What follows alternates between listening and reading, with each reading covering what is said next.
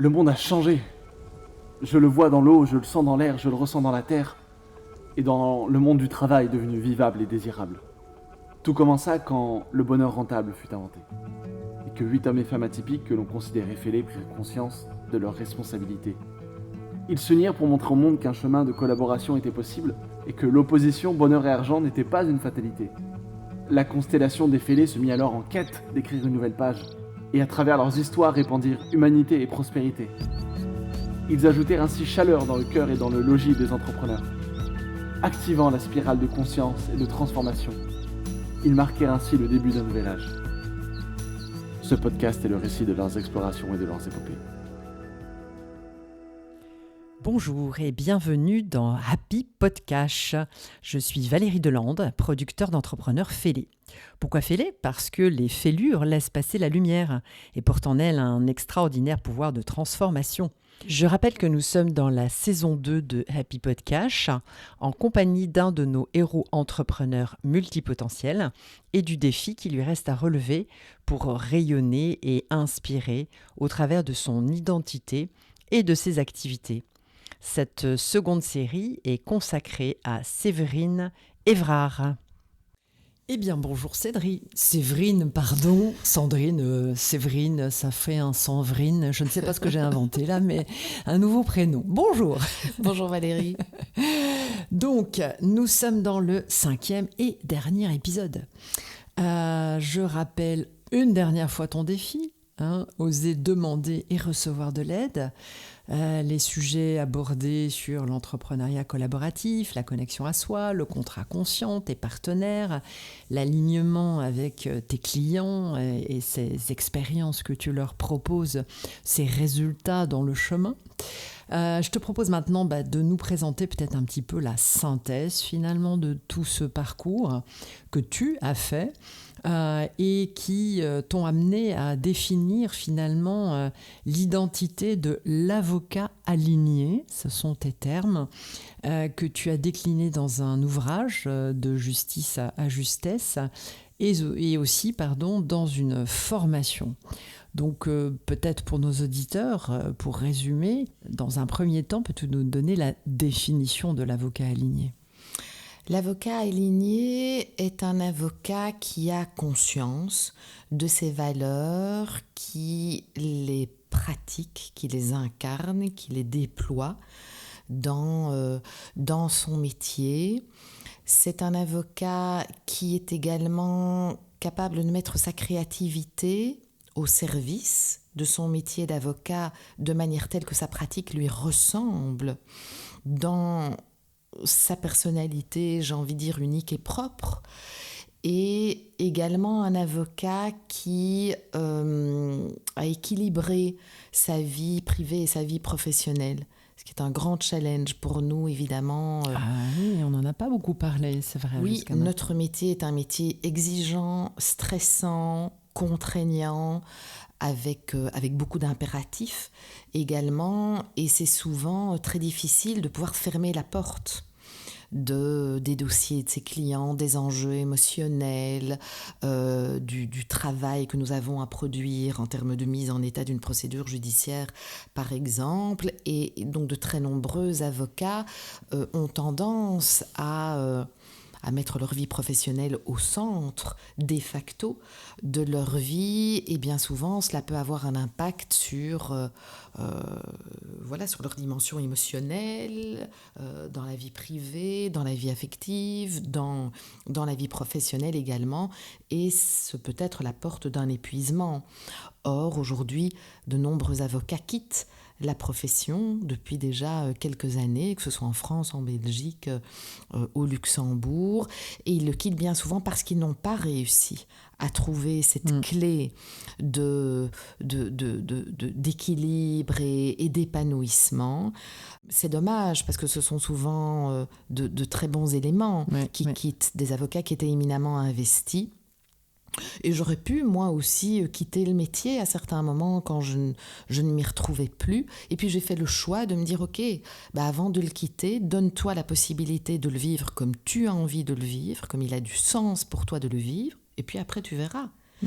Et il se trouve que j'ai mis en place cette autre manière d'être avocat et que je suis toujours là et d'autant plus justement passionnée, j'ai envie de dire.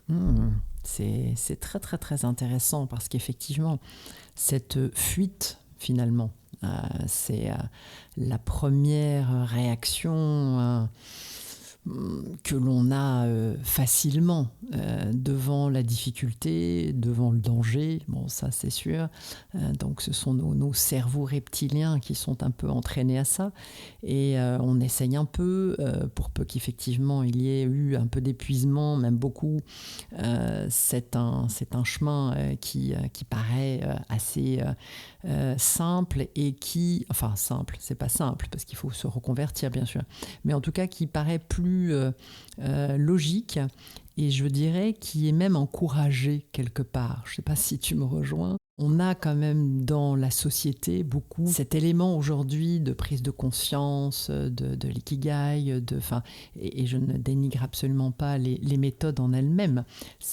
Les outils restent toujours des outils, c'est ce que l'on en fait qui est important. Et quelque part peut-être décourager en encourageant la fuite ou la reconversion n'est peut-être pas forcément toujours la bonne voie. Ce que j'ai pu observer, c'est une réelle difficulté à envisager le métier d'avocat autrement, et quand c'est envisagé, à oser mettre en place les transformations nécessaires pour réaliser le métier autrement. Il y a un petit peu cette idée que le métier d'avocat est dans un moule. C'est un métier historique, hein. Le barreau de Bruxelles existe depuis 1811, un peu comme l'école. Voilà, ça n'a pas beaucoup évolué dans la pratique. Et donc, le fait de concevoir qu'il peut être réalisé autrement est déjà un frein. C'est un premier frein. D'où l'idée alors d'aller ailleurs pour faire autre chose ou pour faire autrement. Mais aujourd'hui, nous n'avons pas d'autre choix que d'évoluer, comme des tas de professions, avec l'intelligence artificielle qui est déjà implantée dans nos métiers et qui le sera davantage très très très rapidement. Nous n'avons pas le choix, en fait, que de nous repenser, que d'être créatifs, que de nous remettre en question, que d'être dans une forme d'humilité pour envisager de faire différemment. Donc, en fait, c'est maintenant que ça se passe. C'est clair, c'est clair. Et je ferai un parallèle, moi, puisque, comme tu le sais, je suis, moi, sur la sphère financière. J'ai été directeur financier pendant de nombreuses années. Et j'ai commencé d'abord par me dire... la finance, j'aimerais bien faire autre chose. Et pas j'aimerais bien, c'est que j'ai eu l'opportunité de faire de la communication. Donc j'ai foncé, évidemment. Ce n'était pas un rejet, c'était plutôt une opportunité. Mais ensuite, je suis passée par l'humain, le développement personnel, etc. Et un jour, je me suis dit quand même, c'est un peu dommage de laisser toute cette expertise et toutes ces expériences que j'ai eues et qui sont utiles, d'autant que si je réunis la communication, l'humain et la finance, on pourrait peut-être faire quelque chose de bien. Et c'est au travers de toutes ces expériences sur mon chemin et ces étapes dont on parlait que j'ai fini par bâtir le bonheur rentable. Parce qu'effectivement, comme tu l'as dit, toi aussi, tu mets l'humain au centre et ensuite tu vas travailler sur la solution juridique.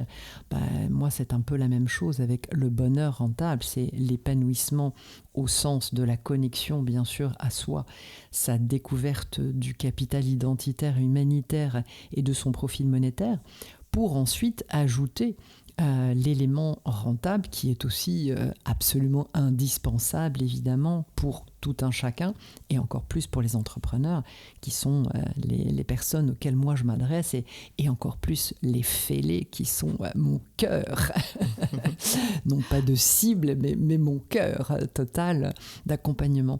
Donc j'ai eu cette même expérience finalement de résilience et de dire non, on peut le faire autrement en fait. Et la finance en soi, c'est pas du tout quelque chose qu'il faut rejeter. Au contraire, il faut savoir l'intégrer. Mais pour savoir l'intégrer, il faut l'aborder autrement. Exactement, l'aborder autrement, et c'est un « et ». Effectivement, et aujourd'hui, voilà, je suis contactée par des avocats et des avocates, principalement des avocates, qui ont ce désir-là, mais qui ne savent pas très bien comment faire, comment procéder, comment concrètement matérialiser le faire. Et c'est précisément là que, étant passé par là, le pratiquant aujourd'hui, je peux évidemment les aider à cette mise en place dans leur pratique, dans leur cabinet, à eux et à elles. Bien sûr, tu as la légitimité, l'expérience, et tu as même une formation.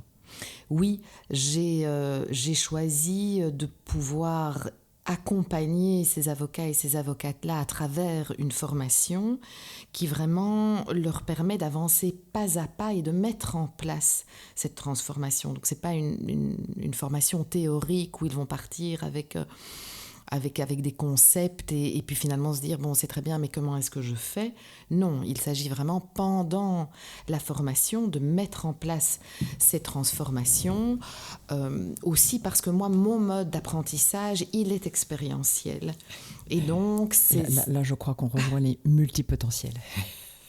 Et c'est vraiment ça que j'ai envie de partager, de transmettre. On a quand même aussi un besoin d'efficacité, un besoin d'immédiateté et un besoin de pouvoir valoriser en fait nos actions et ce que l'on fait.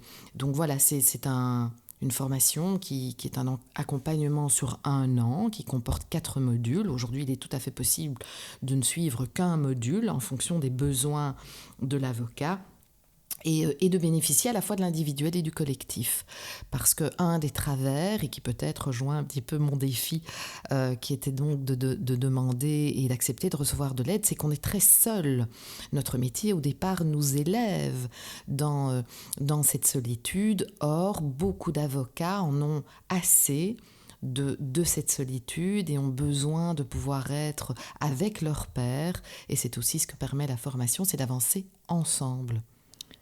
C'est une super proposition, qui coïncide évidemment et qui est totalement alignée avec tous nos échanges précédents.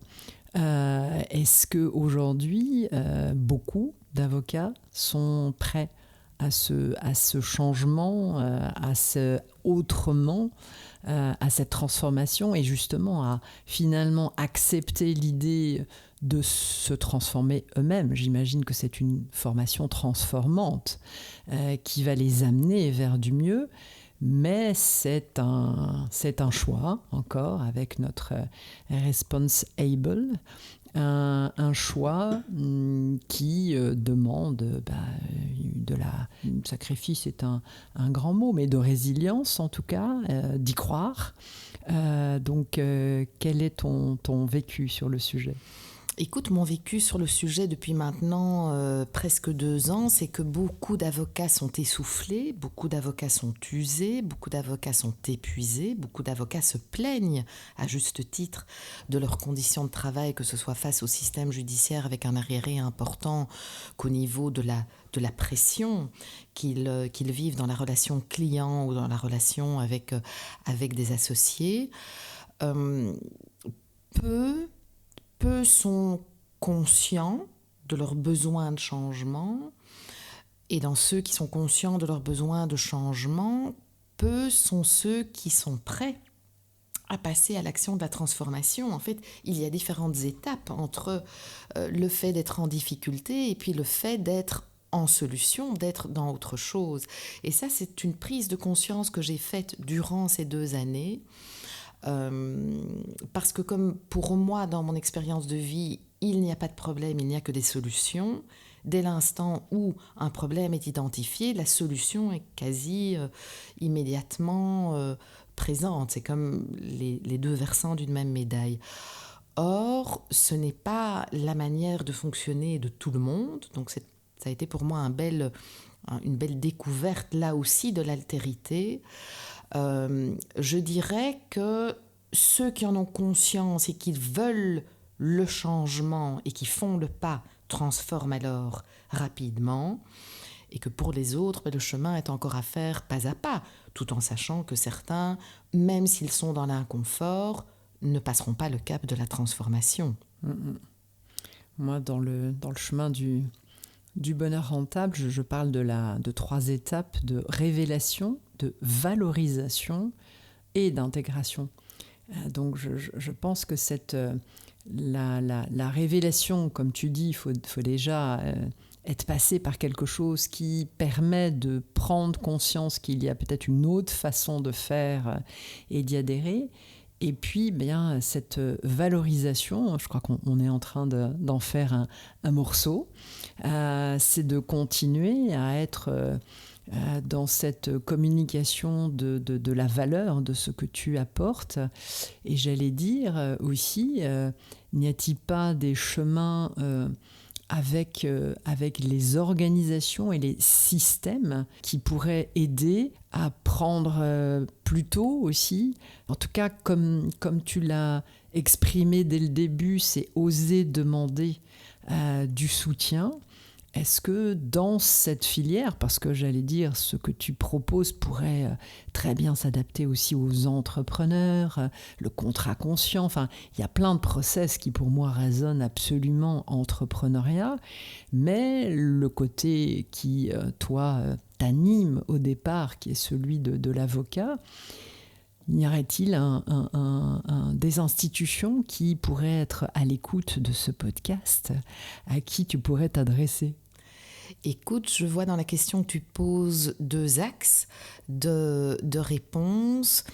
D'une part, effectivement, moi je suis disponible pour prendre la parole dans toute institution pour partager cette pratique, ce point de vue, cette autre manière d'être avocat. Ça peut être au sein des universités, ça peut être au sein des barreaux, ça peut être par voie digitale, par voie présentielle, et j'adore cette communication. Et l'autre axe de réponse est effectivement sur la notion d'entrepreneuriat. Une question qui m'a été posée récemment et de la part de plusieurs personnes d'environnements tout à fait différents était finalement de me demander, mais Séverine, est-ce que c'est finalement bien aux avocats que tu as à t'adresser? Est-ce qu'ils sont suffisamment mûrs? Est-ce qu'ils ont faim de ça? Ou est-ce que ce n'est pas plutôt aux entrepreneurs et que les avocats entrepreneurs viennent alors à toi par ce biais-là? Et cette question est effectivement intéressante. Je la trouve particulièrement intéressante, effectivement, puisque je t'avais moi-même aussi proposé, et je crois qu'on va le faire, je vous annonce en primeur que dans les ateliers du bonheur rentable qui se déroulent chaque mois, il y aura une séance avec Séverine sur justement cette façon d'aborder la collaboration, ces process en tant qu'entrepreneur, et pas nécessairement entrepreneuriat avocat, mais bien sûr tout à fait sur mesure pour l'entrepreneuriat avocat, ça va de soi. Mais je pense qu'effectivement c'est un chemin qui d'abord est un chemin de diversité. Moi, je prône toujours cette diversité pour pouvoir tester des expériences, adapter, ne pas s'enfermer dans un seul chemin, une seule réponse, et pouvoir élargir, parce que tout ce que tu as décrit pourrait complètement se mettre en œuvre dans d'autres sujets avec qui tu pourrais aussi justement collaborer. Et l'entrepreneuriat, eh bien là, il est tout ouvert, ça c'est une certitude pour moi. Écoute, je te rejoins tout à fait. Ce que tu partages là, moi, me fait jaillir deux mots, j'ai envie de dire. C'est effectivement la diversité et le fait que la différence est toujours enrichissante, est toujours une source de grandir et d'avancer, et que un des points qui, moi, m'anime également, c'est le fait de faire des ponts, de sortir des cases pour pouvoir mettre en lien des éléments qui, au départ, ne le sont pas nécessairement. Et je pense que l'humanité est à cette image-là, c'est-à-dire tisser des liens, tisser ensemble une trame pour avancer en profitant de nos expériences individuelles, en les mettant à profit pour le collectif. Tu viens presque de décrire la constellation des fêlés, que j'adore, dans le bonheur rentable, cette constellation qui, effectivement, eh bien, ce sont toutes ces étoiles qui sont reliées les unes avec les autres et qui tissent, effectivement, un nouveau chemin vers un nouveau monde. Et j'aime beaucoup l'idée de continuer à cheminer avec toi, Séverine. En attendant, bien, je te remercie vraiment d'avoir partagé ton univers inspirant. J'espère que ces conversations eh bien, t'ont apporté de la matière sur le défi que tu nous avais exprimé et qu'elles vont te permettre bien d'accélérer encore cette mission d'humanisation finalement. Tu es en train d'humaniser la justice des hommes et les chemins pour effectivement y arriver peuvent être multiples. Je te remercie Valérie, c'était un plaisir, nos échanges et nos rencontres. Un vrai bonheur et à bientôt donc pour de nouvelles aventures. À très bientôt. Merci. Au revoir. Au revoir. Ce podcast est le récit de leurs explorations et de leurs épopées.